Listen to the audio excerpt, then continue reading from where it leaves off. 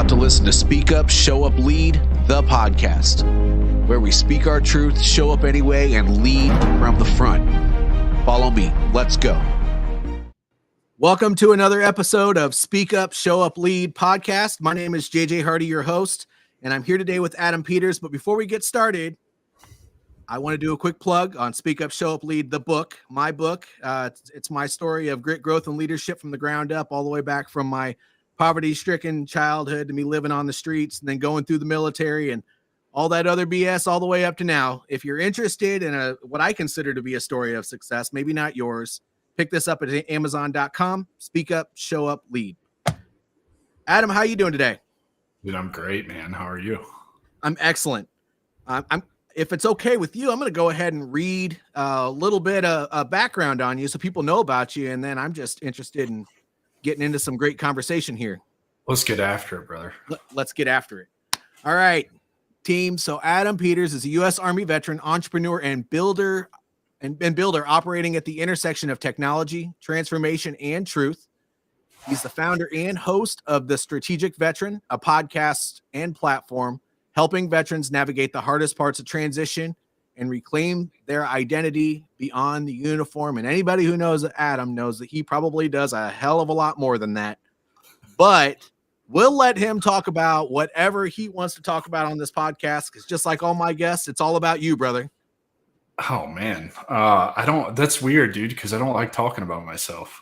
Well, I'm going to be on your podcast pretty soon, and that's probably going to be the same way with that one. So you're going to have to suck it up for today. Yeah, that's how it goes, right? Like, none of us like talking about ourselves, man. I think that's like how we win. Yeah, I agree. Well, if you wouldn't mind going to a little bit more of your background, I mean, for those people in my audience that don't know who you are, I mean, what are some things that you're passionate about and some things that you're doing out there? Yeah, man, I'll just give you the standard rundown. I did 13 years in the Army as an infantryman. I did 4 deployments, 3 to Iraq, 1 to Afghanistan. I struggled on the other side of medical retirement with the transition, man. It took me about 8.5 years to figure it out. Followed TAP's plan to a T, went to college, got the degrees, went to flight school, got the licenses, thought that was the dream.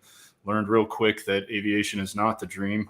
It's very nepotism based, and a lot of things that you just don't know until you get into an industry you can't know, right? And so tried a lot of things, man. Hit rock bottom, wanted to kill myself like a lot of us, and then had a spiritual awakening, complete cheat code in ayahuasca. Went to Peru in July of 2023, completely changed my life, and since then I have been full steam ahead at trying to do something to stop the suicide epidemic that plagues our community. Had a lot of success in building a pretty large personal brand on LinkedIn anyway. The podcast, over 150 episodes at this point. Could be better in download numbers and reach, but whatever. I'm human. I'm one person. Partnered with a plant medicine retreat and am deep down the rabbit hole of AI and figuring out some kind of way to leverage what I think is going to fundamentally change the way society functions. AI is definitely an amazing tool if used properly. And I am also trying to do as much as I can to learn how to leverage it, because just like you, I'm an independent business owner. So, I mean, you were getting ready to say something, so chime in. Yeah, man, the key word that you just said there is tool. It is a tool. It is not the answer. And I think that's where people are getting so confused this early with AI is they're trying to use it as the answer, to leverage it, to do everything for them. And that's not how it works. You still need the ability to critically think, and you need some common sense, and you still have to put in the work. It just shortcuts a lot of the work when you know how to use it. So I love that you talk about it as the tool that it is and not kind of the be all end all, because it's not there yet. Well, I mean, it's not a person. And no. By the way, if you have any experience with AI, which I know you do, but I'm talking to everybody out there in the audience, when you go over and you're working on a very specific project, you can think you have things worked out to a T, ask it to generate the next thing, and it forgot what you did 10, 15 steps ago, and it starts screwing everything up. Yep. So you still have to provide that continuity and accountability to AI, just like you would an employee or something like that, actually sometimes more. And, just make sure that you understand that it's a computer. It's a tool. It can shorten the time that it takes to work on things, but it's not a person. No, and it does make mistakes quite A often. lot of them. Lot of them. Yeah, I mean, you may do this. I leverage AI to help me write show notes for the podcast by giving it the transcripts. It's always funny to me when I give it a transcript and it just blatantly makes shit up. It's like, you have the exact conversation we just had, yet you have decided to insert a bunch of shit that doesn't even make sense, that never happened, that they never talked about. Like, and I chastise it. I tell it, like, you're a fucking moron. What are you doing? You're making shit up. And then it fixes itself. It's really weird. Yes. Oh, yeah. If you tell it how stupid it is, it fixes itself faster than a typical person would if you did the same thing. It's almost like having privates again. It is. It's kind of cool. Except for, I think of it as the most patient personal assistant that is a little bit more, that's a lot more flawed than a person. But you can swear at it and take all your emotions out on it, and it doesn't care. Yes. It's so true, man. It's so true. It's so great. You can get a lot of frustration out on it too. Just word vomit, obscenities at it, and it doesn't care. Yeah. And it's not going to IG to report you for hazing, and it is not. Well, speaking of IG, that's something that we talk about as military, right? Because IG is it's the instructor general. It's where you get held accountable for doing the wrong thing, and it's also where you can figure out where to do the right thing when you're in the military. But let's go back to that vein, because you do a lot for veterans, and I know you had a network at one time, but you still have a huge network. It's just not that community, and you do a lot of things to try to help with that transition. What are you passionate about? I know suicide is something that we talked about, but that's so broad. Man. So originally I was losing buddies 3, 4, 5 a month by their own hand, right? Like, I'm not unique in that. I think you've probably experienced that. Anybody who fought GWAT in the last 10 years, probably experiences that and still does. We just lost another one last week from Seco. And so really, after I got home from Peru, what happened, man, is I just got sick of it. I got so sick of it that I put my fist through a wall for the first time in 15 years, since I've really learned how to manage kind of that emotion and like realize that it's really expensive to fix the drywall in your house when you're putting your fist through it. But it was like a week of just one right after another. And then what actually happened is one of my very best friends passed away in a motorcycle accident. I used to host a fantasy sports podcast with him when I was still in Washington State. And that was like the thing that sent me over the edge. And as I'm like in Facebook groups and having text message threads back and forth between my battle buddies and myself, everybody's always talking about, we need to do something to end this epidemic. We need to do something to make a difference. Yet that's where the conversation stops. So nobody would get off their ass and actually do anything. And finally I was like, I don't know if this is going to work. I don't know if this will ever get any traction, but I'm going to do something. And somehow, some way, through the universe and a lot of work and a lot of meeting new people, I was turned on to starting another podcast, and I've just run with it, man. And the podcast has become this opportunity machine. It creates so much opportunity for me. At one point, I was, like you said, building the Stronghold, which was a community on school where the idea was to get veterans to come in and really like engage with themselves. Veterans who are going through the transition, veterans who have already transitioned out and are still struggling, and then people like you and I who have kind of figured out what the path is.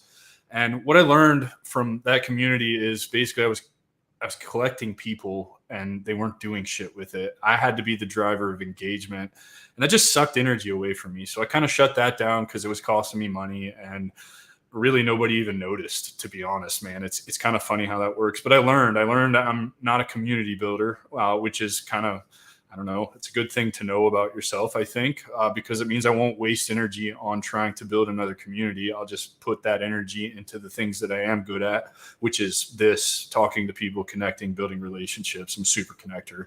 So started leaning more into that. And then, man, it's just become this thing where I'll go viral pretty regularly. I would say viral for LinkedIn. It's completely different than the other social media platforms, as you well know.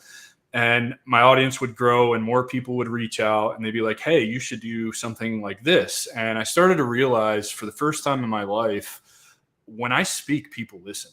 And that's real power, man. And it's like, what do you want to do with that power? And so I think it's actually fitting to kind of talk about the direction of the strategic veteran and kind of, if you've noticed my posts over the last 10 or 15 days or so, I've been really hard on the Major Richard Starr Act because it does affect me. I'm one of the 54,000 that affects. I think you might be one of them also. Yep. 17 years, 11 months, and 1 day. Yeah. So you're another one of the 54,000. Like, and honestly, man, I've done all the things on my own to get the benefits that I do have, like CRSC. It took me 6 years to get CRSC, and I got fucked because they cut the back pay off at a certain amount of time, right? They cap it at, I think, 5 years. And by the time I was awarded it, there's like 2 whole years of back pay missing. I've been through all those processes. And so I started posting about the Starr Act because my childhood best friend, a year behind me in high school, like really the only true friend I had growing up, joined the Air Force. We kind of went our separate ways for 22 years. He's in Orlando last year, reaches out to me. We link back up. It's like we never missed a beat. And then he started sending me these things about the Starr Act and was like, hey, man, you should really use your audience to start posting about this. And we actually talked about this in the green room. I'm not really political. It's two sides of the same coin. It creates division.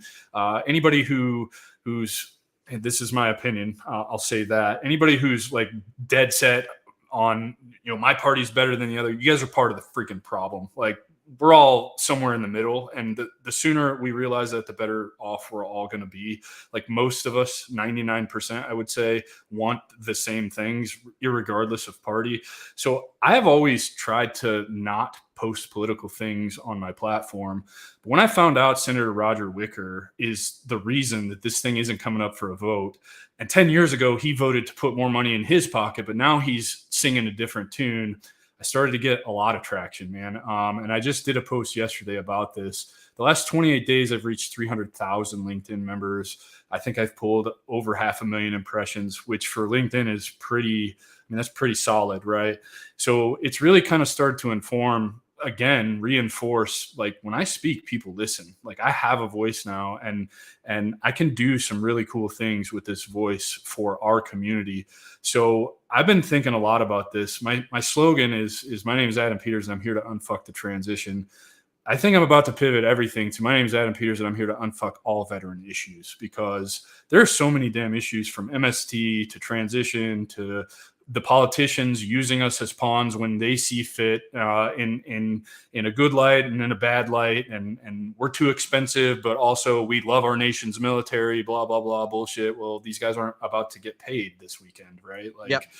You don't really love us that much, right? So I really just think, man, it's like, it's time. I didn't really want to be a thought leader or an influencer or have a giant following on social media. I truly kind of hate social media. It's just a terrible, like, make real connections with real people in person. Like I know a part of what I do is sitting here talking through a computer screen to so many people on a daily basis. But I also meet people on a regular basis out in public. I was just in an event last night, met 30 plus veterans about to get out, like had a really good time. And so I think it's time to just like leverage this platform so that they can't ignore us anymore. I've got too many people in the DMs. I've got folks like you wanting to get together, collaborate, amplify the voice. So it's time to do that, man. So that's what I'm passionate about, man. I'm passionate about being the guy I didn't have when I got out. I'm passionate about unfucking all of these things that, people who never actually served our country are writing the rules for how we're going to be treated as veterans. Yeah. And I think that's fucking wrong, man. I just think it's wrong. It is wrong. Well, not only that, but we've talked about this too. They need to understand that we are different, and that's okay. And we need to understand that as we transition out, that we also kind of have some responsibility there as well. 100%. And it's almost like we're doing our final PCS to, I don't know, Asia or Germany or something like that. And we're going into an environment. Well, you got to learn about that environment when you go there. The only difference is, unless you go out there and seek the resources, they're not going to come to you. So you actually have to start taking some accountability yourself, because you're not going to have a first sergeant or a squad leader or a platoon guide or anything like that to get you over to that resource and hold you accountable and say, hey, Joe Snuffy, did you go to that resource? Yes, no, maybe. Well, let's go together. You're not going to have that. Now, yeah, you I have think to learn to teach yourself. We got to do it on our own. And so I love the fact that you're willing to, well, not willing, that you're passionate about amplifying your voice, just like I am, and just like quite a few other people that I know, so that we can go out there and help people through this process. We're just a small, group here, but at the end of the day, if more and more small groups are out there doing this, I think that likely somebody will hear it. And the somebody that's struggling, that not the one that goes through that seamless transition and has a job lined up or a business or whatever the case, and they're fine. We need to catch those people that are like, oh my gosh, I don't know what to do. I don't have anybody. That's so common, man. And that's exactly what I'm trying to prevent, right? TAP. The problem I have with TAP is they're feeding us a line of bullshit. They're priming us, psychology term, right? Priming us to believe that. I really think that they're actually driving kind of this entitled veteran mindset by telling us, you're a veteran, everybody's going to want to hire you. You should have no trouble making six figures. Everybody, will want to hire you. Go to college and get the degrees because you've got the benefit. And that's what success looks like. And that couldn't be further from the truth, man, because I followed that plan to a T, and it made me more miserable. The first 4 years college, cool. Use your benefits. I'm all for that. Like, absolutely use your benefits. Use it as a runway. You're getting money. And I lived well when I was going to school, particularly if you're 100%, then you get some federal student aid money. That's free money for you. You get to write that completely off. I lived really well for 4 years while I was in school, but I was doing it for the wrong reasons. I was doing it because that's what they told me to do. If I had it to do over again, just given everything I'm involved in now, I still would have done it for 4 years. I would have just got the degrees in some more useful things for myself than what I actually got the degrees in. So I'm not against all of that. What I am against is the priming, the setting us up for failure. And then, TAP's what, a week long, I think? Not even 5 days, maybe? Well, when I went through it, I think it was mandatory for 2 weeks. Okay. And then after that, they had some other programs like Boots to Business if you wanted to do that, or they had some other completely separate thing, because Boots to Business is a phenomenal program through IVMF, and I'm a graduate of that program, and then also the Entrepreneur Veterans, the EBV program, which Entrepreneurial Boot Camp for Veterans. I just did that in March in Philly. What an amazing program that was! But I wasn't turned on to those resources in TAP. No. So I get it. Like, Sunday is a decade since I've been out. Like, that's my actual retirement date. So for me, I may be a little bit out of touch, which is fine because things change. The essence, though, of what I'm talking about with TAP hasn't changed. I hear it all the time. I have guys calling me that are in TAP classes like, hey man, senior content, like, this shit is real. Like, this shit sucks. It's exactly how you say it is. And also, it's really cool when they call me too, because they're like, hey man, your name is all over the place in these TAP classes. Like, I'm like, oh, well, that's really cool. So yeah, man, I just want vets to understand, like, you have the freedom to choose the path that you walk next. You can truly build a life for yourself that brings you more joy than you could have ever imagined, where you're not miserable and you don't want to not get out of bed every day or take that shower or do anything. I'm excited every day when I wake up, man. Because I control my time. I get to do stuff like this, get to travel. I'm not making any money right now. I haven't made money in the better part of 2 years, and I'm happier than I've ever been in my entire life. And I think that everybody can be like that as well, if you're willing to do what it takes. Look in the mirror, figure out who you are, and what are your values, your beliefs. Then find a purpose that aligns with your identity, and then make the sacrifices that you have to make to live the life that you want, because you don't need that brand new car with an $800 a month car payment. You don't need to go to Starbucks every single day, spending $30, $40 at Starbucks every single day. And I can say that now because it does make a difference, because it is $30 worth of sugar, not coffee. So short-term sacrifice for long-term gain, man. There's not a lot of money left over for me at the end of the month, and that's fine. There's not a lot of money left over for me to go and do all of the things that I would like to be doing. But guess what? In another 3 years, I'll have more money than I could have ever dreamed of, and I'll never have to worry about it again. And I promise you, I will more than make up for all the things that I've missed out on. That's how I've chosen to structure my life. That's how I've chosen to structure to build. That's my path. And you can have a path very similar. And I think, honestly, JJ, I think so many people want to walk the same path that you and I are walking. They just don't have guidance, and they're scared. They're scared, and that's not a popular opinion, but they make excuses. You know, how often, I mean, you were an infantry guy, I was in logistics. But as NCOs, how often did we hear from our superiors, and how often did we say to our troops that, you know, there are so many resources out there, but you have to be the one to do these things, and nobody cares about you more than you. So you actually have to be the one to take action on these things. That's it, man. So, I see it so much, man. That's the thing that hangs people up. They want a perfect plan, or I need more information before I take action. It's like, no, you're getting this wrong. I'm guilty. I'm guilty, JJ. I am so guilty of this. I spent 2 years trying to get the perfect plan or learn the next piece of information that I thought I needed to know. Guess what? I learned all of it way faster by doing it, by putting myself out there, taking action, and not knowing what the fuck I'm doing. And I'm telling you, dude, that education is priceless. It is.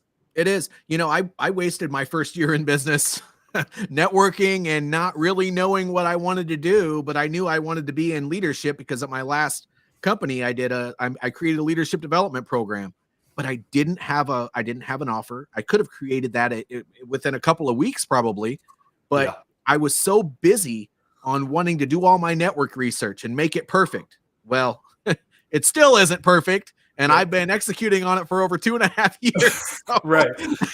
And I bet you're having a lot of fun. And I bet it looks a whole lot different than it did 2.5 years ago, too. Oh, for sure. Yes, it does. And if you're not willing to pivot, it doesn't matter what you do. And I'm not even talking about business.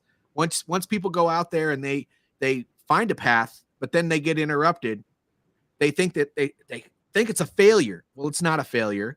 Look at what went wrong, what went right. Do an internal AAR. We're all military people here. Do an AAR on what just happened.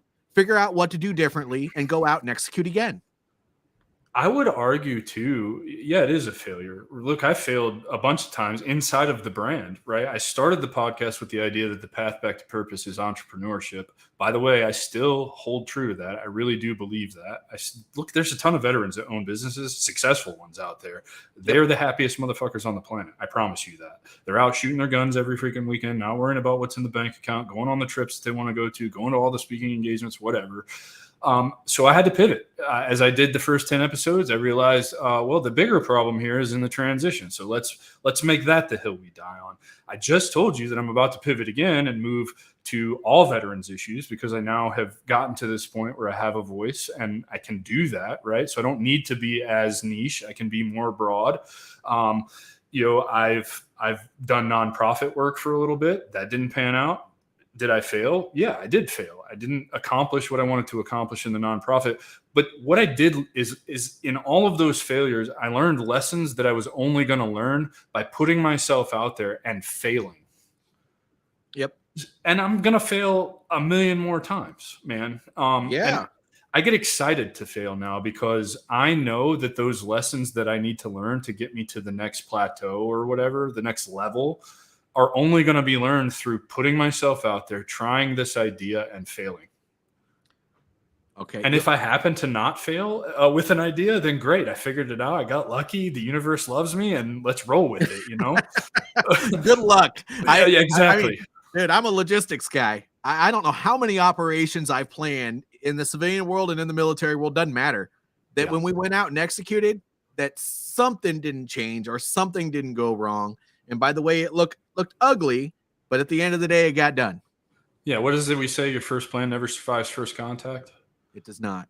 It's true. You're right. It's the true. same in business. It's the same in, it's really the same in anything you're going to try in life, man. You could be the guy, and look, I'm not against any of you guys getting out and going to the corporate 9 to 5. That is for somebody. Entrepreneurship is not for everybody, but that even applies to the 9 to 5. You're not going to get the first job you apply to, and you may not get the 1200th job that you apply to. That's a true story. There are veterans out there who have applied to 1,200 plus jobs. I've talked to one earlier this week that 776 he's put in.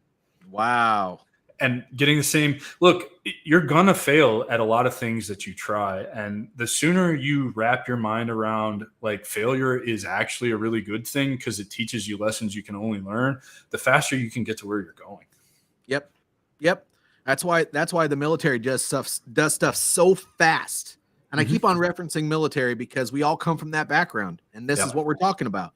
But the reason they do it so fast is because they want everybody in their ranks to learn how to accept the failure, adjust fire, and keep moving.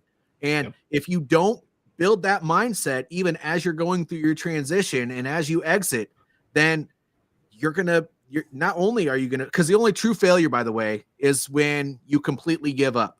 So if you give up and you just sit on your couch, that's when all these dark thoughts and all of these other things start to creep in, because the most dangerous place is inside your own head. Find something to do. I mean, damn it, find something to do. Because if you don't, and you just sit there on your couch playing video games or watching TV or sitting there staring at your dog, you're going to start having some crazy ass thoughts. I'm not calling anybody crazy. I'm just not, because I had these thoughts too. Now I might be a little bit crazy, but that's beside the point. I mean, well, dude, and two, like, think about it like this too, man. It's 2025. We talked a little bit about AI. You have such a unique opportunity right now. Like, we are entering the era of, and I say this as somebody who is actually setting this goal for myself coming in 2026. We're entering an era where it's actually going to be possible to be a $1 billion company as one person because of AI. And I'm going to try and be one of those people. And I think the sooner you wrap your head around like what's actually possible. You talked about creating an offer a little bit ago. You didn't have AI 2.5 years ago when you started that networking, and you might have had early access to ChatGPT where it was really terrible. Now you can take all of your leadership experience, that program that you built, you can throw it into ChatGPT and it will create your offer in about 5 minutes. And if you really want to do it well, you can go to Perplexity. You can take that offer that it creates and you can do a Perplexity Labs deep research. It will crawl everything on the internet to include, I don't know, last one I did was 172 sources, and it will adjust your roadmap to how it should be based on market research that it's doing from what people are actually searching on the internet right now. It's a cheat code if you understand how to use it. So nobody really has an excuse anymore. If you have the slightest entrepreneurial bug in you and you have an idea, you can go from idea to revenue so much faster now. It's not even funny. Like, it's leveled the playing field. It has. And, if you don't know what your idea is, tell it what you're interested in and ask it if there's any way that you can make money doing any of this stuff. And they'll tell you, go set up crazy, or they'll give you something. Go set up a GPT right now. Tell it everything about you. Then after you've set its instructions, just go to that context window and brain dump what your ideas are and finish it with a sentence. Interview me one question at a time to build context to help me achieve what I'm talking about, and watch the magic happen. Just watch the magic happen, because I promise you, if you don't have an idea, 10 questions in, you're going to have 100 million ideas. Oh yeah. I agree. I do that all the time. It's a rabbit hole. And so, like, if no offense to you, because I know you're a PMP is like death to me. It's like boring. I am not a PMP. Okay, you're not a PMP. Trevor, our buddy Trevor is a PMP, and we've had this conversation. So I see so many veterans going through these certification programs and Skill Bridge and all of that. And I always, when I present at Seven Eagle every Friday, I always ask these guys in the PMP track, like, are you satisfied? Are you satisfied with what you're learning? And they're like, no, dude, it's boring as shit. I was like, then why are you doing it? don't you think it would be way more better use of your time to pay $20 for ChatGPT and spend the hours that you would be studying for the PMP exam on building your own thing, figuring out what direction you want to go in life? And this is me, man. This is just how I choose to live my life, because I know there's an alternative out there than how you and I were raised, right? I'm 40 years old. I'm the last generation that didn't grow up with a cell phone. I was 17 before I had a cell phone. I was 16 before we had a computer in the house. I did type papers on a damn typewriter, right? Like I had the corded phone in the living room. So I'm in this weird, like, if I can figure this shit out and I can learn how to leverage this, you guys can too. I didn't know anything about being a business owner. I'm just a dumb grunt. And now I'm building systems. I've built systems for companies that has generated more revenue in 3 months than they've made all year. You know what I mean? And it's like, the opportunity that we have here to live whatever life we want it's astounding, man. It's just like, it's punching me right in the face, and so many people are missing it. Yeah, they are. They're completely missing it. And if you're completely flat broke sitting on your couch, guess what? ChatGPT also has a free version. And then there's also Meta AI. There's also all kinds of AI. They all have different strengths, different weaknesses. I mean, there's what's the other one? Copilot, that's on Microsoft. That one's actually pretty good. And because Copilot, Gemini, ChatGPT, Anthropic, Grok, DeepSeek. You've got there's so many Olamas out there. I mean, there's even, you can go get access if you really, really want a challenge. You can get free access to some of these giant LLMs and host them on your computer yourself for free. You just have to know how to use GitHub. I'm serious, man. You can go to a repository right now and you can put a billion parameter, if you have the space on your computer, you can put a billion parameter LLM on your computer and use it for free. Just keep in mind, its training data is not going to get updated unless you keep going to that repository when they make updates. But that's where we're at, man. There are GitHub repos out there that are frameworks for some of your favorite apps out there that you can now take and put into something like Claude Code. And in a couple of weeks, you can have a full stack app that you've developed yourself using only natural language, knowing nothing about code. Like, tell me that we're not living in the twilight zone right now. Like, this is an incredible opportunity. There's a really large number floating around out there in the AI industry that the AI revolution is going to be a $4 trillion industry, trillion with a T. Yep. There's so much money to be made in this. Yep. There's so much money to be made in this. And I think our community is uniquely positioned to take advantage of this. We have the leadership skills to build the companies and hire people to do the things we don't need. We don't know how to do. We have the resiliency. We have the adaptability because business is adapting all of the time. We have the problem solving skills. We have the discipline. What is the excuse? It's whatever lie you tell yourself. Right. And look, man, and we're talking about this as people who have lied to ourselves for far too long. I lied to myself for almost 9 years. 9 years it took me to stop lying to myself when I got out, right? 8.5, 9, whatever. I don't know how long you lied to yourself, but you lied to yourself for quite a while too. And I still lie to myself. I mean, let's not get it twisted. Once in a while, I'll be sitting there really, really pissed off about something. And then I'll be like, wait a minute, why the hell am I so upset? And I'm like, well, shit, I can't believe I'm believing that. Just because that person said something doesn't mean it's my truth. And so there are so many lies that we tell ourselves, whether it comes from in our own head or it comes from somebody else. If you catch yourself believing something that's not true, figure out a way to tell yourself the opposite and just get rid of it. Yep.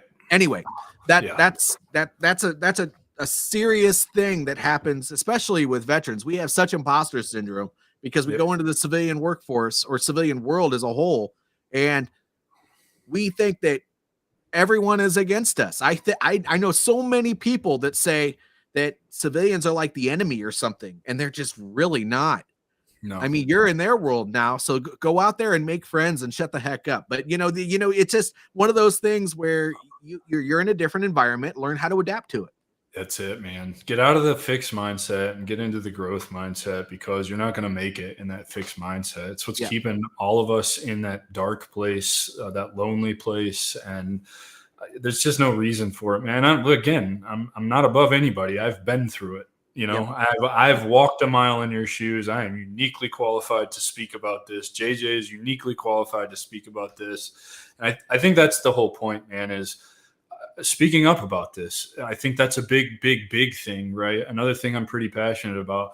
What are they going to do to me? They can't give me an Article 15 anymore. No 45 and 45. You can't take my money.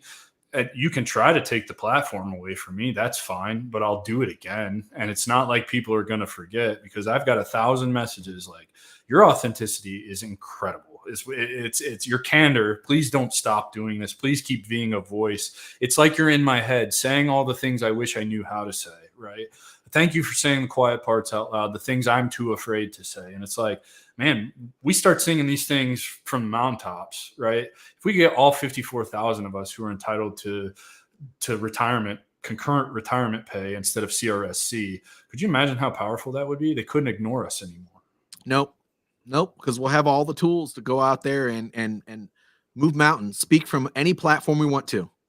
And I'm telling you, every single one of those of us that are getting out, we have the ability to make massive change like that. Massive change, like everybody does. And you've got the tools at your fingertips to do this. And like you said, if you don't have any money, there are very generous free trials of all of these AI tools. Lovable, you can create a website in an afternoon. I can do it in one prompt because I've got experience with it, but you get 5 free prompts a day with Lovable, and you can have a website. I don't know, let's say you're slow, so it takes you 4 or 5 days. 25 prompts, and you've got a professional website that would have taken you weeks and weeks to set up before, because you'd have to learn WordPress and learn this and learn that and learn how to get this animation in there, or this button to look like that, or this color. And you don't have to do that anymore, man. And I just think that, like, now is the time for everybody to start really realizing the power that they have to control their own destiny. Yeah, agreed. And, above what you just said, I always ask this question at the end of my podcast, so I don't know if you have anything else to say, but for a message to those who are actually in it and struggling right now to move forward with whatever their next step is, what's a golden nugget that you would give that person?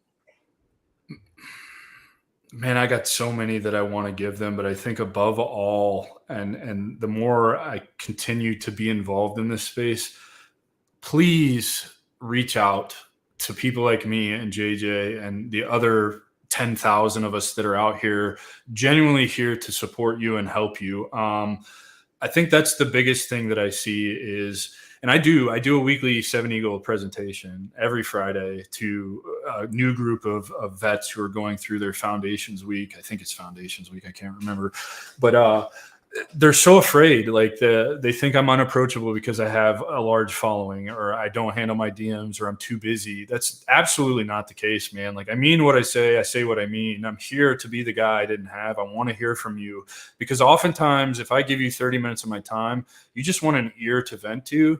You want me to tell you, kind of like your NCO would have told you, to like pull your head out of your ass and that you can do anything that you want. And man, I'm telling you, that's the most fruitful thing I do, because you can see them. You can see the posts on LinkedIn from the last 3 weeks, the last 3 Skillbridge. There's somebody from that Skillbridge presentation that has booked a meeting with me and immediately come out of that meeting and made a post to say, thank you. This was really enlightening. Please go talk to this guy if you need help figuring out what direction to go, because I'm not full of shit, man. I know what the fuck I'm talking about, because I've lived it. I've done it. I've asked for help. I had people guide me. I have mentors. I have 5 or 6 mentors that I call for various different things. So find somebody to ask for help. It can be me. It could be JJ. It could be a number of people that you see online. Just get out of your own way and don't be afraid to ask that person that speaks to you. If my content speaks to you, okay, great. Come talk to me. I'm happy to talk to you. Awesome, brother. No, I had to take a deep breath on that. I know we're about to go over 40 minutes. I don't even know if I care unless you have something else to do. But I just think that what he's saying is larger than what he is saying. There are so many people that are veterans who we go through our entire military career, and for some for whatever reason, we just think we don't have to ask for help. And when you go out and you go into this world where people talk different, they treat you differently than you would have when you were going to do things on active duty. There's no rank structure. There's no first sergeant to go to. There's no platoon sergeant to go to anymore. And you start really getting in the mix of not understanding what to do. What Adam is trying to say is that there are people out there that went through the same thing that you went through, are going through right now, they're absolutely willing to lend a hand. And you owe it to yourself to stop being so damn proud and go out there and ask somebody for help. Go to the VA, go to the DAV, reach out to somebody who's a military influencer and ask them if they can be connected with somebody that can talk to them. I don't give a damn who you talk to, but pride is going to get you in trouble, and it's going to get you into a dark place. So ask for help. What Adam is saying is exactly that. And if that's you and you're struggling, put a comment below this video, because one of us will see it. That's you're going to get some help. But otherwise, if you're out there and you have somebody else to talk to, reach out to that person. It doesn't matter who it is. I don't give a damn if it's me. Adam doesn't really give a damn if it's him. I want to talk to you. Yeah, I want to talk to you. I want to meet as many of you as possible. My whole mission in life is to just help as many people as I can take the next step forward in their journey that they call life. Of course. If a positive direction, that is it. So if our paths only cross once for 15 minutes, 30 minutes, an hour, and I've helped you get to the next place that you're going, I've accomplished my purpose in life, and I can feel good about that, and knowing that I had a hand in whatever success you're going to experience. I want to talk to you. I promise you I do. Yes. But regardless, whoever you're comfortable with, make sure you're reaching out to somebody. Don't just sit there and dwell in whatever negative thoughts you're having. All right, brother. Thank you so much for being a guest on this show. Thanks for the invite, man. Oh man. And I can't wait to be a guest on yours. It's gonna be fun. Yeah, I think it will. I know you have a whole laundry list of questions that I had to answer. So I need to watch a couple of your shows, because I need to make sure that I'm ready for it. But there's nothing to be ready for, brother.